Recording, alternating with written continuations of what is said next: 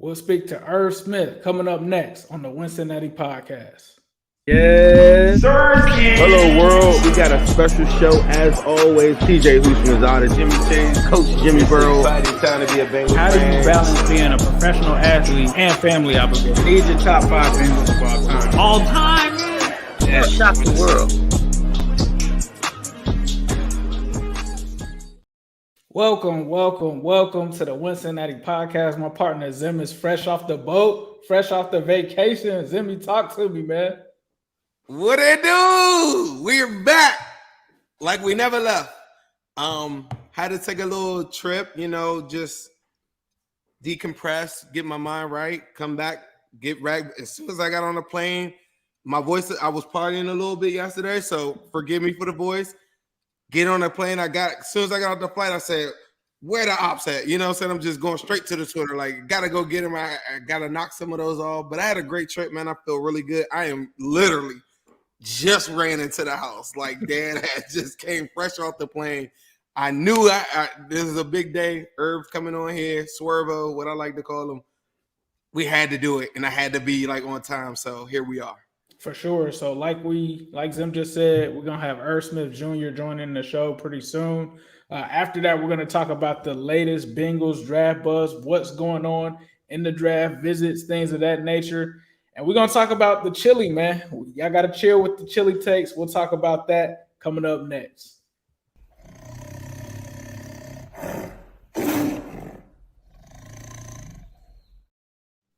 Now, we know why y'all are here. We got to bring in my man Swervo, Irv Smith Jr. What's happening, family? What's the deal, y'all? How y'all doing? Appreciate you having me.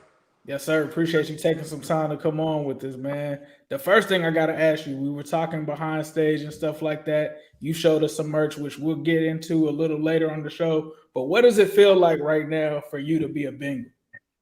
It feels amazing to be a Bengal. Just going through this whole process of the free agency, looking at teams, and Cincinnati was number one on my board the whole process. And when I talked to Coach Taylor and Coach Casey and the staff, they welcomed me with open arms and everything in terms of my role and what I'm gonna be able to do to help this offense, help this team, ultimately with our end goal, win the championship. But at the end of the day, they're very clear on what my role was and how I can come in, make an impact in the pass game and a run game, and ultimately help us win games. So I'm excited about the opportunity and just ready to get to work. Man, that's dope as I don't know what. I want to take you back to the free agency period. If you could kind of give people just like a quick walk into that. Was it a stressful period for you? I know you just said that at the beginning you felt like Cincinnati was like a fit all that time. Was that something you were waiting for? Were there any other teams that were involved that we might know of or that everybody knows of? Talk to us about that free agency process. Yeah, the process, it was different, especially for me. This is my first time going into free agency. I was in Minnesota my first 4 years. Had a great time there. Built a lot of great relationships. Coach Zim and that staff drafted me, and Coach O'Connell. All what we did last year in that offense and that in that situation. So now I'm happy to be a part of this organization and this team. But this process, it was definitely a little stressful, I would say, in a sense. But also it was cool. It felt like college again, to where I kind of had I had a say on where I wanted to go, and at the end of the day, it was my decision. So kind of going through that, and with the draft process, you go through that process, and you end up getting drafted by a team. So this is a whole new opportunity, a difference. But it was the right fit, what I'm saying? It was the fit that I wanted, my family wanted. I know my trainer Nat wanted, and the staff as well. So all around, what I'm saying, it's a blessing. For sure, man. Picking Cincinnati over South Beach. Hey, I don't know too many people that would have, especially a young man like yourself. But it's clear that I'm trying to win. Facts, exactly. It's clear you're trying to win. It's clear that you're trying to play with this talented team. Speaking of that, it's the off season. You got some workouts going on. Have you been working out with any of your new teammates in Cincinnati? Yeah, we've been getting to it. We started on Monday with workouts, and just the first day we got our team meeting and then got to training and stuff. But just being in the locker room, being with all the guys, it's been great. I mean, just gelling with everybody. The vibes in there are great. You can tell everybody's coming to the building, with the right mindset, getting better every day. And, that's all you can ask for. I mean, it's still early in the season. Well, the season hasn't started, but it's still early in this off-season process. But I like where this team is headed. Hey, you're talking about in the locker room, and I thought about this the other day. Have you already announced your number? Yeah, I haven't physically announced it. I was waiting to do some stuff. Okay. I mean, no, I'm could. I'm wearing 81. I'm wearing 81. 81. 81. Big What's the significance of 81? I really like, growing up, just watching the NFL games and stuff like that. I watched a lot of Bengals games growing up. All of the great receivers, Ocho, T.O., AJ Green, all of those dudes. And when it came down to picking my numbers, T.O. struck hard with me. My dad played with T.O. With the 49ers. And then, once I seen that, I'm like, it's legendary. I got to, continue that legacy. So I feel like 81 was a great fit. And, I'm going to wear it proudly. Shout out to your pops too, because he reached out to a couple people, whatever. He seemed like cool people. I haven't talked to him yet, but he's a cool guy. Because I'm gonna tell you, he reached out to a couple people. Shout out Big Irv, man. Shout out Big Irv. Yeah, Big Irv definitely doing this thing. T.O., bro. I still got my T.O. 81 jersey. I still keep it on me. What about the relationship with Jamar Chase? Because I know you grew up in New Orleans. Talk about that and how that kind of brought you to the Bengals as well. Yeah, so actually I lived in Arizona from when I was about 5 years old to 8th grade. And when I moved to New Orleans, I went to Brother Martin High School, and I started there as a freshman. And then, Jamar, he was 2 grades younger than me, so I didn't play against him, my first couple of years. And then my junior year, he was a freshman, and I remember seeing this dude, hearing about him making plays and stuff, as a freshman. And this is big time football in New Orleans we playing. So, just seeing him at that time, then my senior year, he's a sophomore now. I got some more juice and getting better as a player. And then I get to Alabama, and just seeing from a distance, seeing some of the guys in the Catholic League making plays, and you just keep hearing about this guy. And I know my trainer Nat, Jamar was working with Nat as well. So just hearing stuff from Nat about him, and then obviously once he got to LSU, you seen what he did, just in those 2 seasons, and now with the Bengals, I mean, it's been amazing. So just having an opportunity to play with dudes like that, also coming from a similar background, similar neighborhoods, and being able to go make plays at a high level, at an early in his career, and he's only gonna get better, and that's what I'm really excited about this whole team and this whole offense, is that we're a young group. But everybody's played in big games, got the experience. Everybody's won championships. So now we got to do it at this level. So I'm excited. You briefly talked about your trainer, Nat. That's my guy with NXT training. That's my boy. Yes, sir. The Jamar Chase connection, was that the first time that you kind of like were with him, like on so people don't know this behind the scenes, I've been kind of following you all this time. Shout out to my man Nat, because I believe in that. Special person, special trainer, works with so many different people, and every single person that he works with results. So when I saw him working with you all that time, I'm like, okay. And then early on, I remember it was you and Jamar like on the beach working out, like all these different things. Was that your first time that you were actually like working out with Jamar at that point? And is that a part of like the decision making that came into this? Did you talk to Jamar before you signed up? Well, so going back to like with the training stuff, we was training that it looked like the beach, but we really in the it's almost a jungle. We call it the jungle for us, so, right? But it's a gym in New Orleans that we train at, and they got a big sand pit back there. Shout out Bum over at West Bank Athletic Club. But so us just being over there and training, and being in the sand and different things like that. yeah, we just built that relationship. And obviously, playing against each other in high school, playing against each other in college, you have a mutual respect and, want to see everybody win. So playing, training with Jamar, and then, obviously this opportunity came present. It was a no-brainer in terms of for the city of New Orleans, for this city of Cincinnati, and what we could do. I mean, the sky's the limit. Another thing you might not know, man, I know you do it very well, which is the drip. A lot of the players, man, drip is really big on game day. Okay. There's a lot of drippers in the locker room. My Okay. man Zim says you might be the best dressed player on the team right now, man. I don't know. Look, Talk to us about the drip. We're going to see week one, you know what I'm saying? I got some stuff I've been working on, some fashion things, but yeah, I mean, I've been into fashion and stuff since I was young. My sister, she put me on when I was probably like 5th, 6th grade. At first, when I was younger, I was just wearing basketball shorts and Vans every day type of thing. And I went to a Lil Wayne concert with her, and she was, she was like, look, you can't be wearing basketball shorts and Vans. You gotta. So I think she took me to Urban Outfitters or something, and then, once I started getting a little feel for my style and starting to understand, how to put things together, it just kind of escalated from there.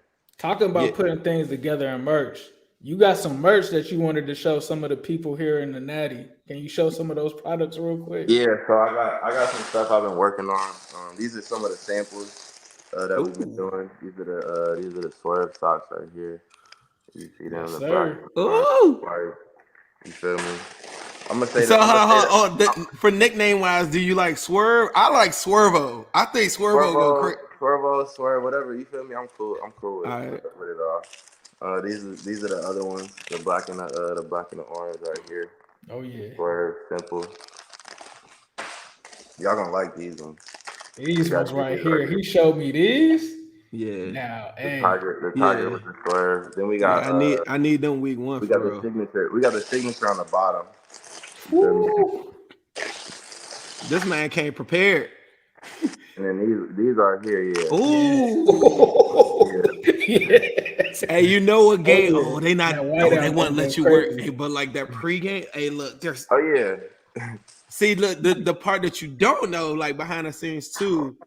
My man Ace right here he's got some crazy stuff, Burrow and War stuff, a whole bunch of stuff. So he got a design that he's got like that background that you can't really see it, but he created this thing called the Migos. I got my own joint called A Whole Lot of Orange. So there's some guys on the team too. You're gonna see kind of I work with some different guys on the team too that kind of like got different styles and stuff.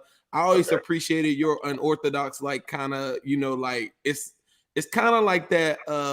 It's like the more modern choice on what I feel like fashion is. So that was one of the things that I early on. I was like, bro, like he really on some stuff. Like he know about certain brands that like, what I'm saying? Like, appreciate that. I thought that was dope. But you're gonna see there's a lot of like. Looking forward. I'm looking forward. Jamar like dudes on the team, they putting it together for sure. Yes, you're gonna see, man. We got Look, wait till you. I'm gonna show you some stuff. We're gonna be the freshest team. You feel me? I mean, that's one of the one of the nuances, but we're gonna be doing our thing.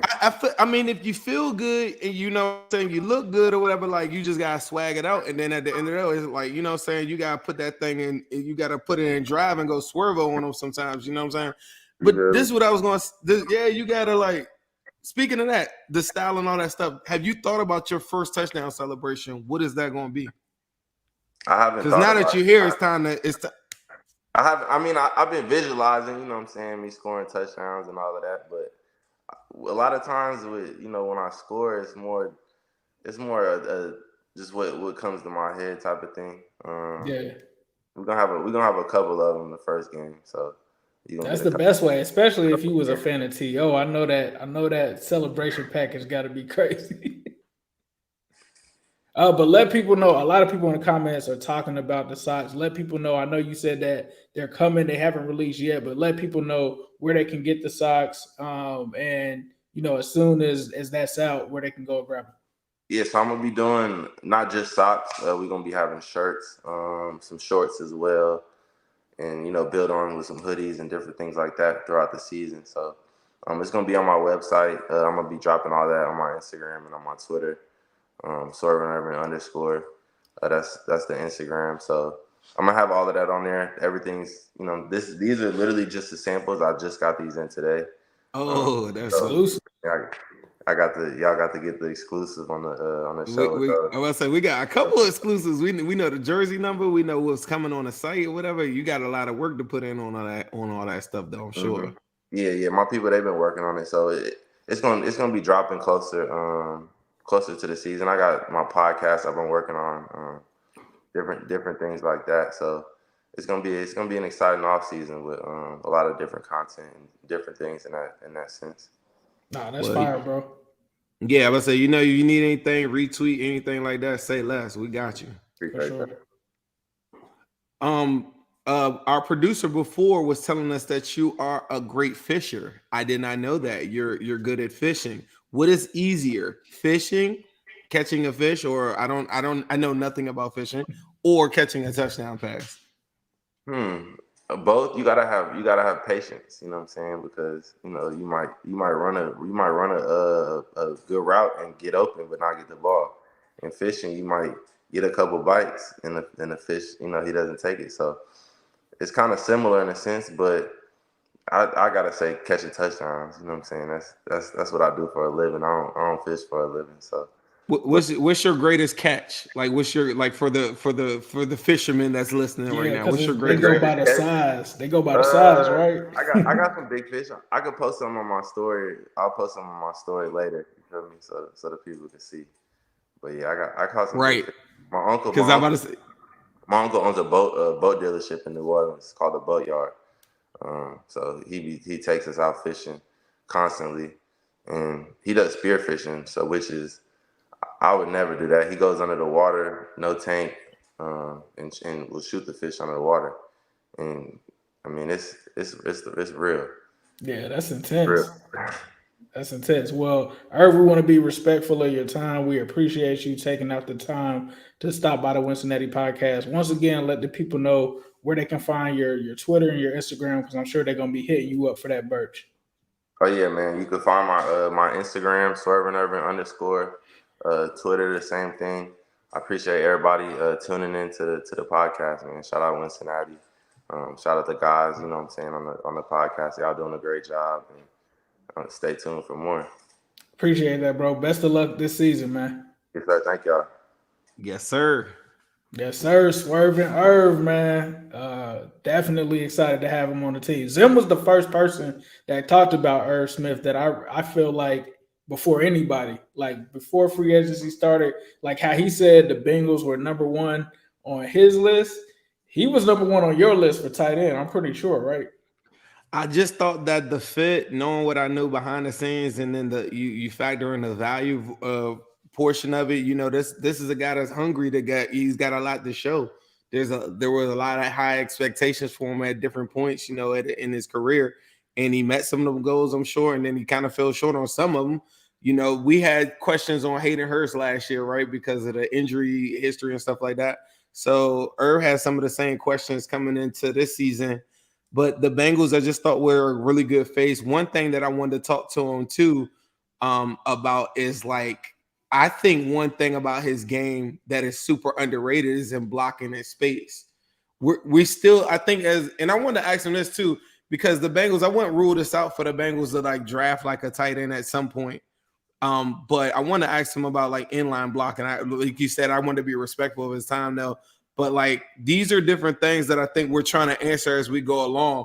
But as far as like anything that Hurst gave us last year, I'm very confident Irv Smith is going to give you a lot more than that. If you were a fan of him, I feel like you're going to get more of that. You're going to find a guy that I think is a super hard worker that I mean, this is how this works on the internet, where I'm constantly watching certain things or different people. Like the reason why I follow like anyone is so that I could like learn something from him. So I've been following for a while. You just probably didn't realize it.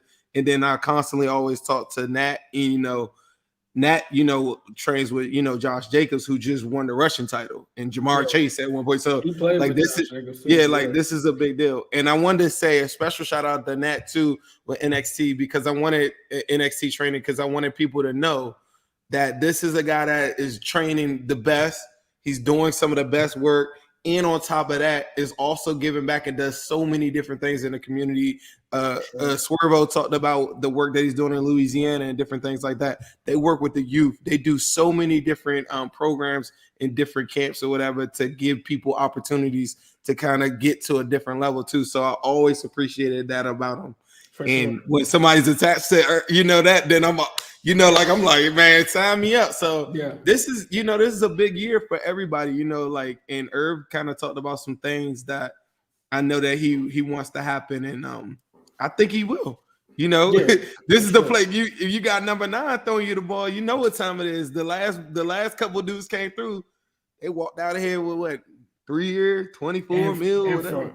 For real. And for me, like, I don't know, like, I feel like I'm taking a little bit more of a futuristic approach of it. Like, tight end, obviously blocking is important, right? But I just feel like as we move towards a passing league, who are the guys that are the most dangerous from the tight end position? It's not the guys that are the one-dimensional blockers. It's the guys like Irv Smith that can get out in space, make catches, make plays in the receiving game.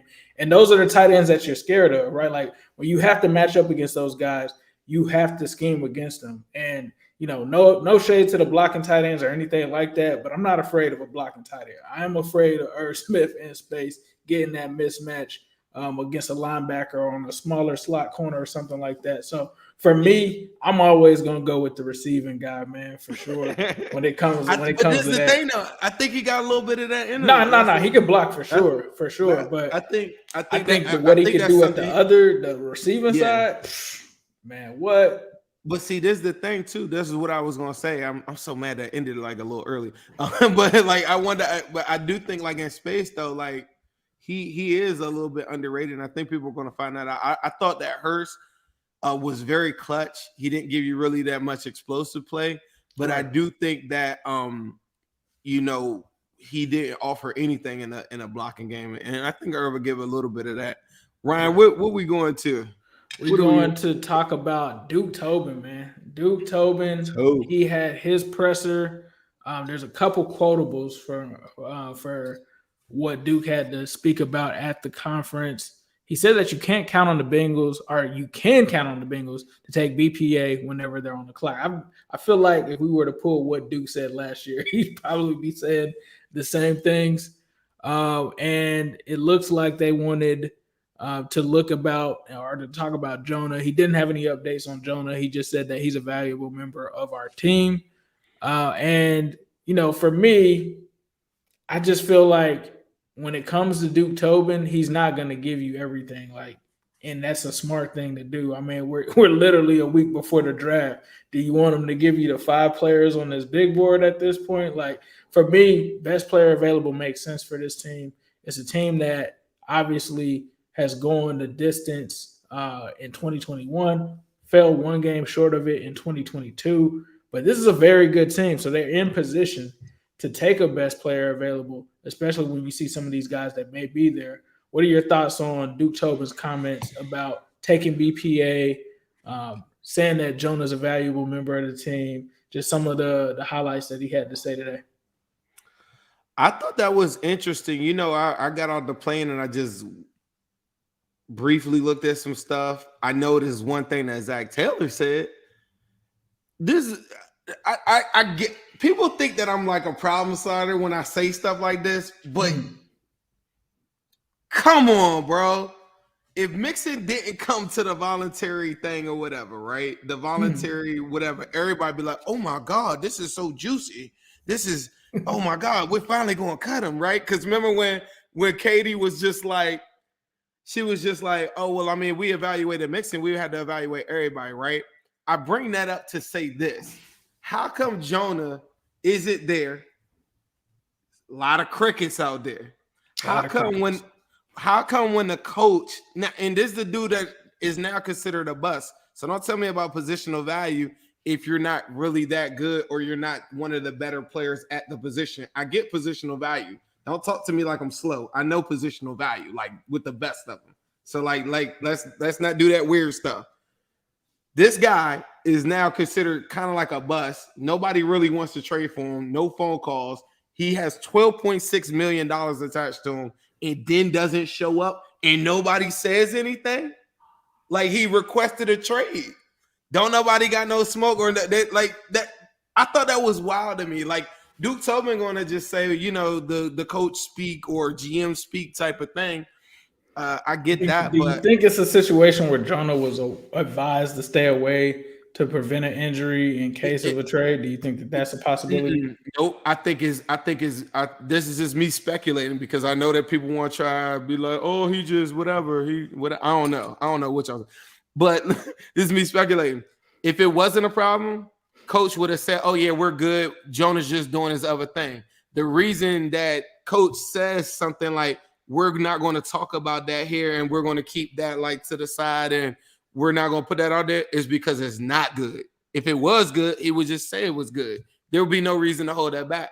But then, I don't know. I just think that is super hypocritical, like of our fans, and I don't get it. Like, the reason I be asking them questions, I just don't understand. Like, why was everybody so crazy 3 weeks ago when Katie Blackburn was in a hotel room? Obviously, probably didn't even want to answer the questions. Maybe she did. I don't know. But up in arms about her saying, yeah, Joe Mixon, if we had to evaluate him, we had to evaluate the rest of the team when asked about a pay cut, right? And then this is a guy that comes out there and says, yeah, year 7, let's get it.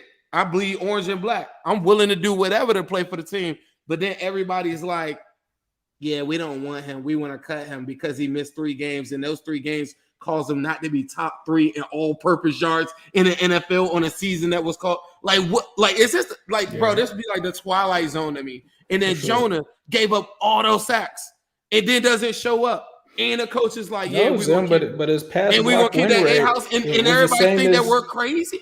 His pass block win rate was the same as Bobby Hart in 2019. Zim. I mean, sacks don't matter. Sacks don't. It's like, bro. This is the one thing I was saying in the spaces. Imagine if you were traded, like everybody that's a Jonah. I know it got to be one Jonah fan listening right now. Imagine if I told you I was trading for a guy right now on an offensive line. None of y'all offensive line gurus. What's the first thing you would say? How many sacks did they give up? How many sacks? like what do you mean? Sacks are important. I mean, to not look at sacks is a disingenuous statement to try to make an argument for what you believe in. If you say I believe in Jonah wins, even though he gave up sacks, cool. But don't say, oh yeah, it doesn't really matter about the sacks because you're trying to prove a point on a guy that actually is making. I say this every time I bring if Jonah you had a receiver in John Ross, would you say you don't care about the drops? Would you say that? Would you say you don't care about the drops? Bro, I swear, I promise you, I'm going to give y'all this promise. Y'all put this on camera. If y'all do this to Joe Burrow in year 14 and Joe Burrow's still cooking and he missed a couple games and y'all start acting real weird or something like that against Joe Burrow, I will not be a Bengals fan with you guys anymore. I will go Bengal over here in my corner or something like that. Because this weird activity that's going on versus one guy that wants to be here versus another guy that didn't play good, that doesn't want to be here, and the coach is saying straight up like, we're going to keep, man, get out of here. Hey, it is what it is, man. But Jonah Williams wasn't in attendance. T. Higgins also was not in attendance. I thought that was the T thing. The T thing was a little weird for me because none of the Bengals were in attendance, right? Like Tyler Boyd wasn't there. Jamar Chase wasn't there. And people just kind of focused in on T. I mean, obviously, like he has the contract situation looming and stuff like that, but I don't think it was really about that. I think it's just if all 3 of those guys weren't there, then the Migos just weren't there. And that doesn't mean that they're not working. I know Jamar Chase was at the Suns game, I think, the other night. So, it is voluntary. That doesn't mean guys have to show up. But you would think guys in contract years and stuff like that, like a Jonah or something like that, would be there. But what do you think about Jonah, Migos, Logan Wilson, Lyle, and Sam Hubbard? Dax Hill, our man Chris Evans, friend of the show in picture here. Michael Thomas, a friend of mine on Twitter. Dax Hill, man, what you think about the new cut, man? He chopped it off. Dax chopped it off. What you thinking? Hey, maybe it'll make him more aerodynamic and faster. Now he goes from a 4.3 to like a 4.29 or something. Like I don't know. Makes me I mean, aerodynamic when I fight. hey, whatever works for him, I'm with it. It's a nice looking haircut, man. Nah, for sure. I wish I had that same haircut. Barber messed me up this week, man. We might have to find Dax Hill's barber. We might have to find Dax Hill's barber. Another guy. I think I know his barber too. I don't want to misspeak though. I think I know his barber though. I seen him on Instagram. Speaking of another guy, I think he actually skipped voluntaries last year. Trey Henderson was actually there, yes, sir. This season. So, how do you feel about Trey, him being back in the mix? What are you thinking? Trey Hendricks, I'm not worried about none of these guys, honestly. Like the guys that showed and didn't or whatever, like, Logan Wilson coming up on his contract year, there's a little bit of risk they're involved with this too. You got to kind of factor that in there too. But It is, it's they don't have to be there, so it's not a big deal for me. I know that Tobin did speak on the T. Higgins one. And I know some people gladly let me know on Twitter. They were like, it's not done. It's not done to me. 10 days later, it is not done. Like, I got it, bro. Like, I definitely I don't even know what to say at this point. Like, for me, I never say it exactly the time. I will say that I thought that it would be done like a lot sooner. And I know people around him thought that it would be done a lot sooner too. Yeah. But like I said when I first tweeted it, this is what it was done in principle, I guess, or whatever they felt was really good on their end. Right. Yeah. Another contract. And so Duke isn't going to come out there, and I will say this: he's not going to come out there and say, "Yeah, well, we had this set up, and then we had to go and make," like he said, guys are working really hard. I thought one thing that was under, something that I kind of uncovered. Is that at the time that I brought that out, nobody was talking about the negotiation factor of it at all. Right. Like, what I'm saying? Like, people just assume that, it'll get done. I thought, like, even if somebody is like, I think he just made the whole thing up. Nobody else was talking about any negotiations. You know what I'm saying? Like, they're going to pick and check. Not with T at all. Everybody was talking about Burrow, but no one was talking about T or any of that. Right. At all. So I never said the time, and I never did it as a report. I did it in and I said this on the show. I did it more so like I'm talking to Bengals fans, like, bro, this is done because people. But see, like when you talk to me about it, when you talked to me about it, I kind of understood where you was coming from. Like basically, like you didn't say those words done or whatever, but you were like, it's looking good, and I was like, yeah, it's looking good. Like you never told me like, oh, it's signed, deal, and delivered or any of that. So I never told. Go ahead. Yeah, I never told anybody that. You know what I'm saying? But you gotta. Sometimes people don't like the messenger. You know what I'm saying? Like clearly, I would know some people. We just did a great interview with Irv Smith. Or clearly, you know what I'm saying? So, and I got followers, and we didn't get no followers off of reporting somebody's going to be signing or something like that. Like if somebody think that that's like a tactic or something like that, you know what I'm saying? So I just said all that to say Duke Tobin did speak on it and said that they are hard at work, letting people know like the negotiations and stuff are ongoing. I thought when I said the deal was done, I'm thinking the people that are around him thought it was done too. Yeah. But you saying that's why I just said I don't know. I'm not an agent and stuff, whatever. So all good. I mean, the other thing was between our last show and now, Jalen Hurts got signed, right? So what does that mean for Joe Burrow? Because I think that's a big leap in kind of establishing parameters, whereas before a week ago you didn't have that. Now it kind of seems like they're in a place where you kind of have the goal line set for Jalen Hurts, a guy that went to the Super Bowl, part of the same draft class. Really did us a solid with the $179 million guaranteed. So didn't take the $230 guarantee. Not saying that Joe shouldn't do that, but I think he kind of set things in our favor, especially the way it's set up cap-wise, because the first 3 years of the deal is very cap-friendly for the team, allows them to be flexible. If the Bengals were to do something similar, but obviously give Joe more money or higher average per year, it would allow them to keep a T, it would allow them to keep a Jamar and extend those guys. Do you have any anticipation? That sounds stupid to ask, but do you have any anticipation for Joe Burrow? Any anticipation for his extension, Zim, possibly, maybe? I gotta be very careful what I say, but I feel like.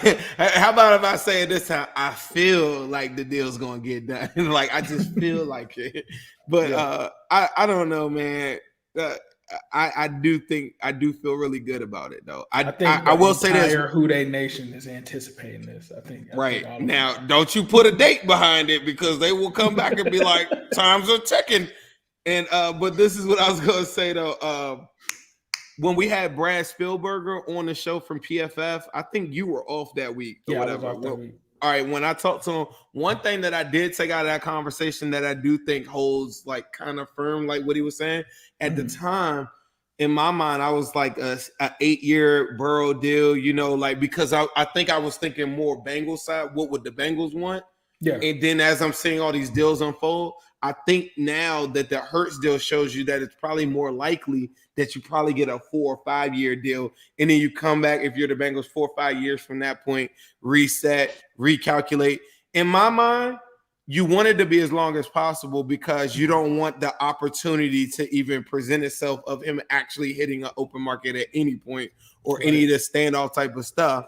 Right. But some of the market is now getting set where these guys like are looking at that Mahomes deal now and been like, I don't know about that one. Like, because now Mahomes is getting 44. He's just now getting like some of the major cap stuff. He got some money up front. Like all the structures are still being in place, but it's allowing these players to reset in like 4 or 5 years.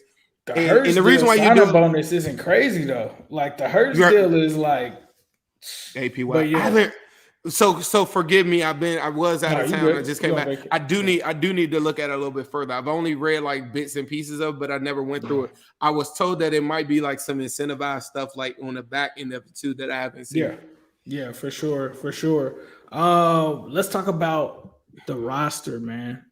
Pre-draft, this roster compared to last year's. Which one are you taking, man? Because I think this one is pretty tough. I'm taking it. Orlando Brown. Like I probably would take last year's. You gotta take this starting 5. Probably because we had the secondary was nasty. Not that I don't like Dax Hill and Nick Scott. I know that there's going to be a learning curve there just because with all teams you got to build chemistry, right? But for me, I'm still taking this year. Orlando Brown, bro.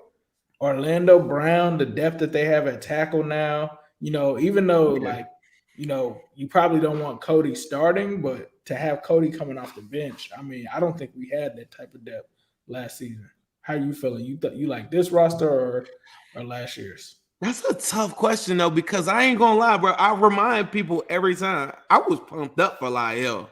Yeah. I thought Lyle, I thought Lyle.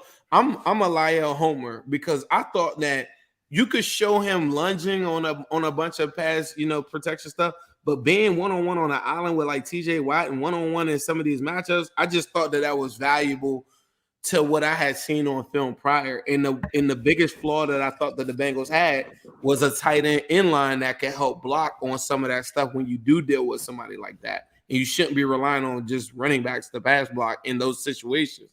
And I thought for what he was doing against any matchup where he was the favorite, I thought that he was cooking. Like he should be Cam Jordan. I thought he cooked. What's the dude from the Panthers? Brian Burns and Matos or something like that. He beat the dog poo out of him.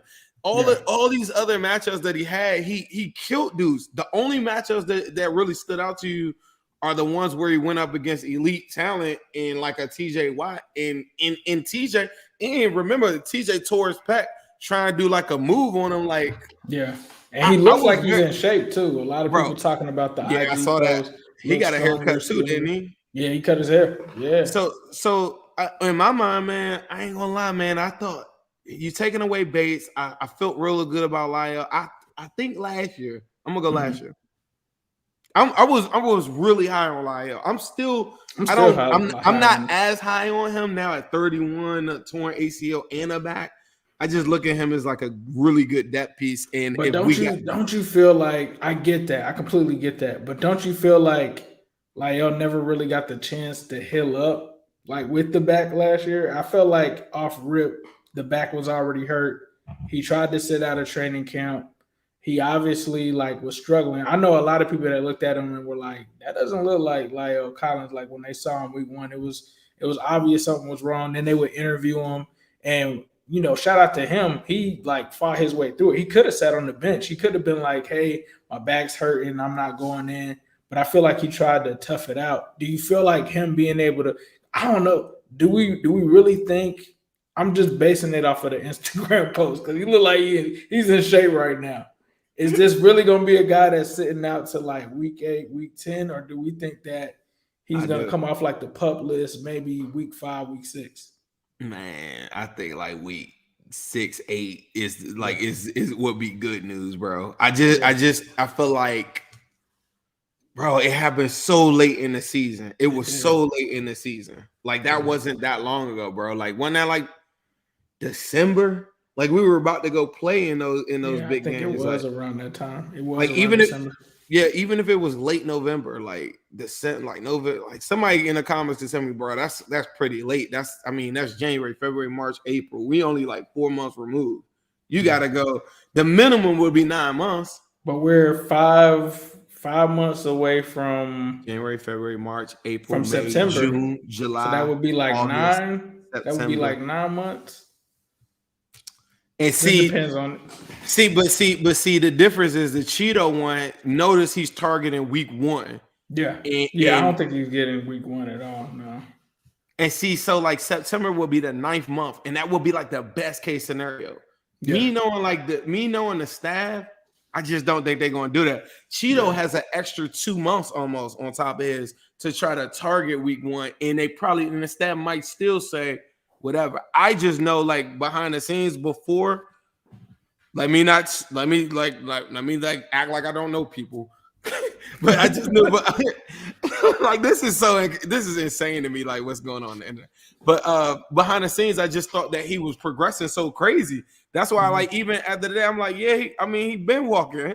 And that's what you had been telling us. You had always said Cheeto was going to be there week 1. He came out this week and said it officially to the media.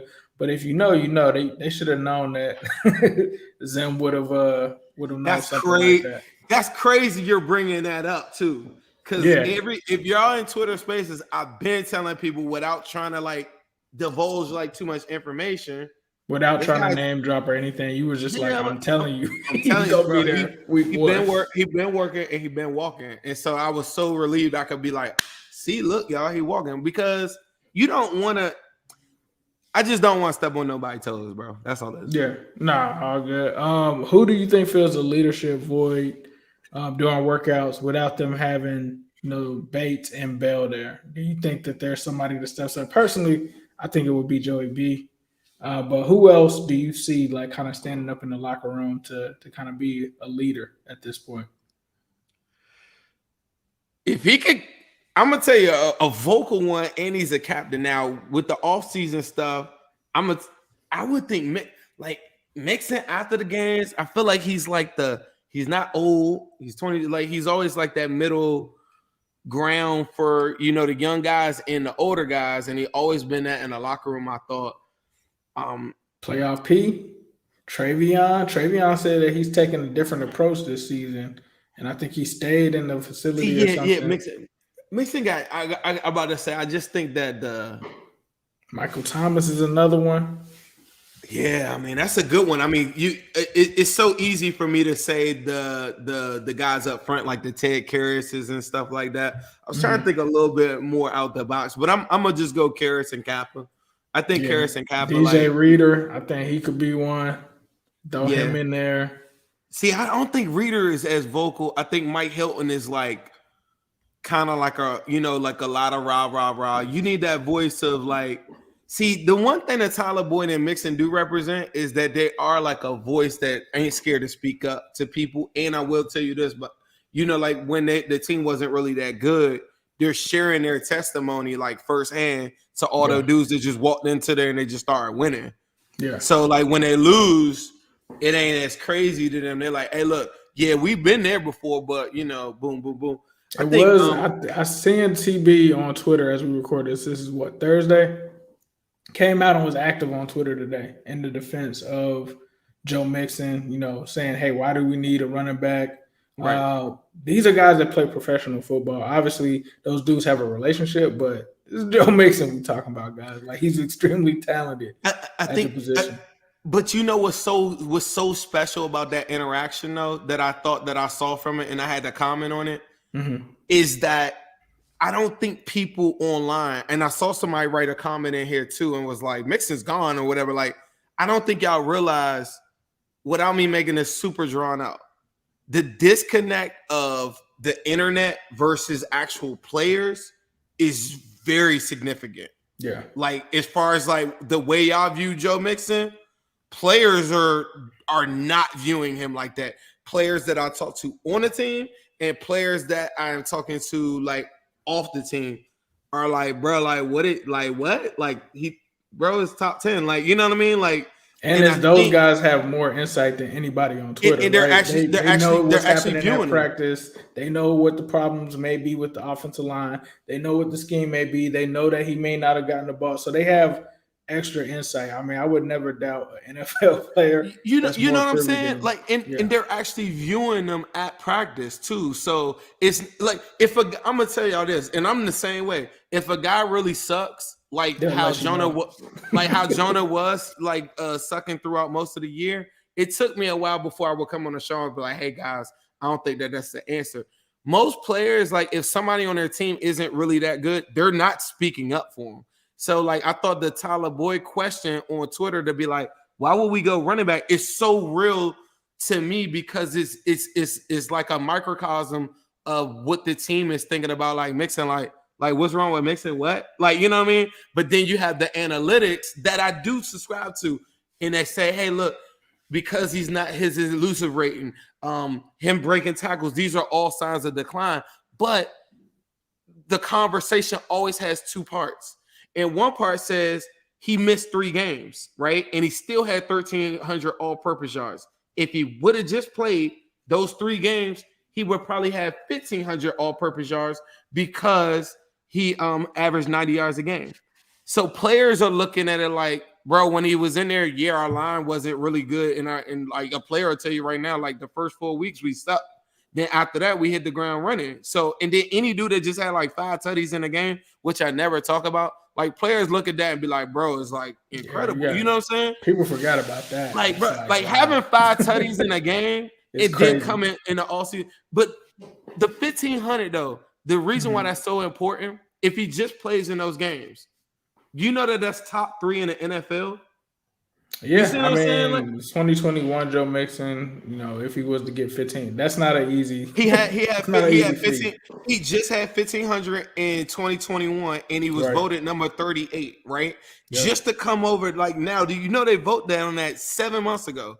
Yeah. 7 months later, now you got all these people that have been told that this guy sucks, he sucks, and you might not be thinking it, but if you're seeing a whole bunch of people say it, then subconsciously you're gonna say whatever. Then you might say, "Well, I do remember him falling." And then, I wouldn't. No, I'm not. I don't subscribe to the group thing, man. I don't. You gotta have your own opinion. You gotta have your own opinion. And that's the thing that been tripping. That's the thing that been tripping me out is that because you would say something on how you feel about a topic online, or I say a topic, and because we don't go with the group, everybody's like, "That's toxic." I'd be like. Yeah, I don't get offended if people are like they don't. No, agree you need with me. free thinkers, bro. Care. I would rather hear like another opinion. I would rather hear.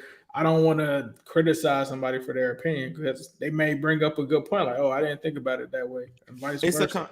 It's a conversation piece, like I said. For sure. There's just like the Jonah one. I'll hear a conversation on Jonah all day because I do think he does still have value, and I don't think that he sucks, but. I just think that the treatment of the players is very, very different and it's blatantly obvious. And this is a player that's saying he doesn't want to be there. Anytime somebody says that they don't want to be there, as long as I've been a Bengals fan, people be like, well, you can get your shit and get out. You know what I'm saying? So it's been like that. So this is the first time that I've seen that. And then you got this other player saying, I want to be there. And he actually shows up for the voluntary. And then it's just like crickets on that. And then crickets on that. I don't know. Speaking of showing up, man, showing up to cook, let's toss it to our friends at Midwest Best Barbecue.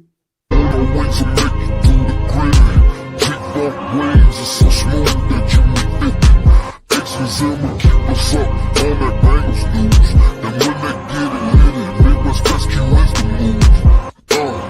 On our way to make it through the gritty. Keep up wings, it's so smooth that you need it. Ace Zim will keep us up on that Bengals news. And when they get it hit, Midwest Rescue is the move. On our way to make it through the gritty. Keep up wings, it's so smooth that you need it. Ace Zim will keep us up on that Bengals news. And when they get it hit, Midwest Rescue is the move. On our way to make it through the gritty. Keep up wings, it's so smooth that you need it. Ace Zim will keep us up on that Bengals news. And when they get it hit, Midwest Rescue is the move. Shout out to Midwest Best Barbecue, 669 Justice Court. Let them know Ace and Zim sent you. Go get your wings. #1 barbecue spot in all of Ohio. Yelp does not lie. You know how hard it is to get a good review on Yelp? #1 on Yelp. That is no joke. That means that they've got it going now. You saw them doing the gritty. My daughter just told me today, she was like, kids just gritty in class when they get like the answer right. They pop out the gritty. Why do that when you could go to Midwest Best Barbecue and Gritty wants to get you some of those Uno wings? Check them out, MidwestBestBarbecue.com. You can also order.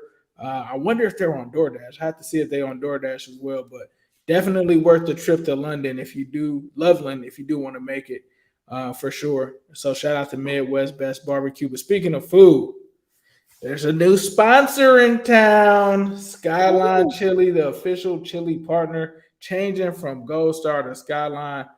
I don't know about y'all, but this was a dream come true for me, man. I've always been a Skyline guy. I'm seeing them become the official sponsor. Not only that, but also obviously like this was a contract thing, right? Where I think Gold Star had it for like over 20 years. So this is a new deal, possibly some bigger money because Skyline is in a lot of markets. They're even down here in Florida. You know, they're in Publix when I go into the grocery store. Skyline is securing Joey B, man. So Skyline is trying to secure not only the Conies and PBS, but they're trying to secure the future of this team. What are your thoughts on them becoming a new chili partner? I feel like it's what the people wanted. Because every single time Gold Star was brought up last season, everybody was like killing it. So I'm like, I don't know. Like, I don't know. Don't kill me. I like both of them, and I know that that's crazy for a lot of people, but I like both. I'm not a big fan of the actual dog. We've had this discussion a lot. Where I wanted to be on the grill. I want that joint smoked. Where I was just at, I'm telling them the same thing. Like, man, put that joint back on the grill. I'd rather it be burnt, like, than like cookout style. But the chili itself, though, I always like this. So I don't know. They telling me I gotta pick one, but I can't really pick one. What you gotta do is get you the half smoke. We gotta have you do this on like some kind of social media platform, whether it's Gold Star or whatever, Skyline. We gotta get you to get the half smoke, and then we gotta get you to make the half smoke coney. Like, we gotta get you to do that. We gotta get you to put that together. That way, it's right. Man, that's the content that the people want. They don't want to hear you talking about Irv, but they want to see you getting those half smokes with the chili cheese on top. But honestly, I heard people was arguing off the chili and stuff like all day yesterday. It was crazy. It was crazy. It was crazy, man. It was crazy. First tweet I looked at, it was like, why are grown men arguing off the chili? That was the first tweet I saw. I was like, what? Could you imagine the ops were probably confused as hell. Like, are they arguing over chili? Bro, like that's how you know this all season. This all season has been the most interesting all season that I can remember as a Bengal fan, hands down. Like it's not even close. I feel like I don't know. This is the first time I felt like we've been like so all over the place. Like everybody's got like this way. You couldn't even have a civil war if you wanted to because you got like 12 different topics of interest that you know, whatever. All over the place. And I mean, obviously next week is the draft. So there's going to be a lot of roundtable discussions. I know we've had them ad nauseum, but the Wincinnati Podcast, the offseason continues next week. We're going to do some special things, possibly Wednesday, Thursday, so stay tuned. Make sure you follow the Wincinnati Pod at Wincinnati Pod on Twitter. We'll keep you updated there, what that schedule is going to look like. We're working on some guests that we'll have in, so definitely stay tuned for that. We're going to try to get a lot of people on the show to stop by, give their takes on the draft. Follow Zim at Zim Hude, at Zim_Hude on Instagram. Follow me at New Stripe City on Twitter.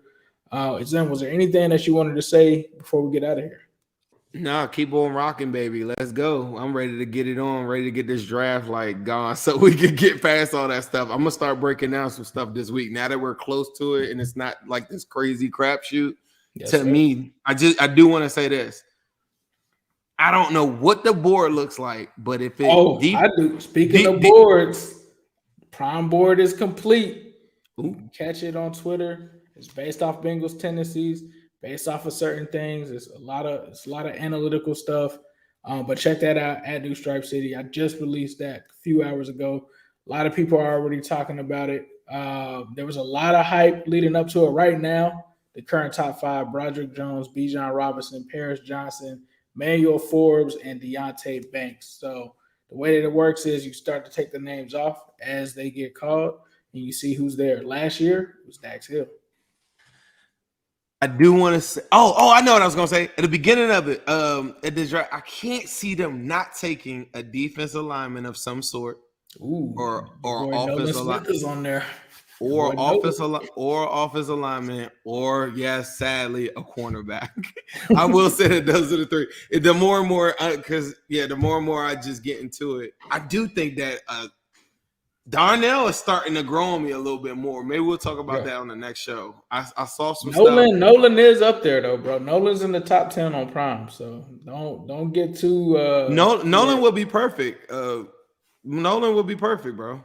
I mean, I just think he will go crazy. It gives you leverage on the Hendrickson deal. You could part ways with like Sammy Boy, like at some point, like it would be perfect. I would move up.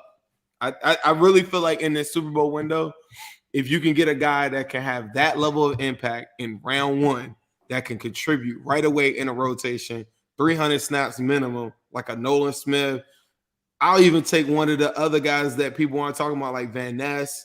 I don't want Keon. I don't want no older guys, but any of them defensive linemen, bro, it's too many of them right there at the top for me to feel comfortable moving on any of them for a tight end. Like, that's the thing, like a tight end.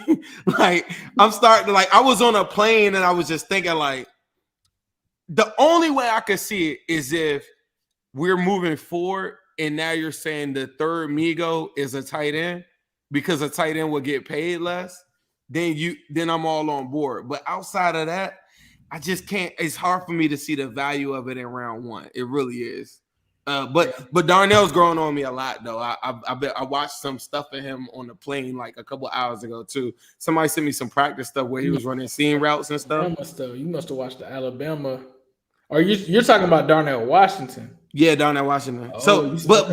But it's hard for me to get on board with a tight end. I haven't talked football in like a week. No, he's tight end one on Prime. He is. A lot of people don't know. He makes sense. He makes so much sense for the Bengals. Like for like a bad team, he would suck.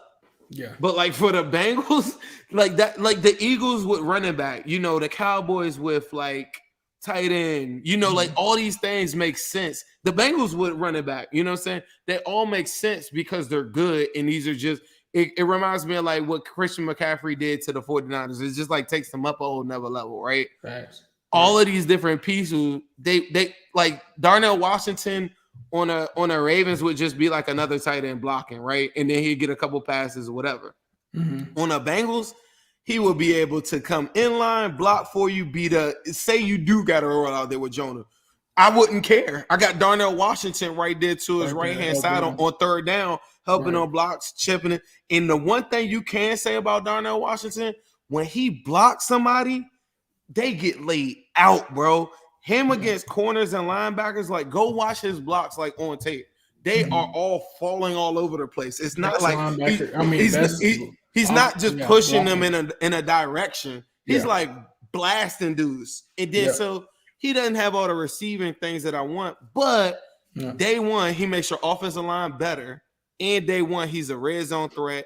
And I think you can get him to run like little digs and little flats and stuff like that. So because he can't really run routes that well. Curls, can run the flats, all of that. Yeah, so that, you know, but outside of that, bro, like if they pass on one of them defensive linemen, man, I just don't, because I just think that they will help the rotation so much, and it will be like instantly, like they instantly would contribute. Like I think like some of these other guys will get phased out. But that was my closing thought. I had to say that I haven't talked about football in like over a week. I had to like say something. Nah, for sure. Well, be ready for next week because we'll be talking football the entire draft.